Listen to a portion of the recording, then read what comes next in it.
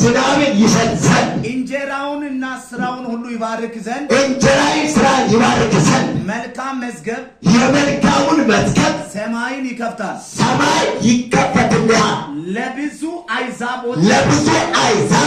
አበድራለህ አንተ ግን ከማንም እጅ አትለምንም አሜን ወርቁ ተስፋዬ ቃል የኔ ነው አሜን ላለ ሰው ይሆን አሜን እና አትታሰብ ስጩና አሜን አሜን ያንስ አንሶ ተናዶ ከዛሬ በኋላ በልስ ከዛሬ በኋላ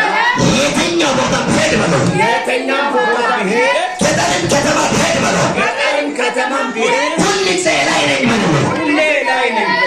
ቃል በላሽ ለለቂቀዋል አሜን አሜን አሜን ስማ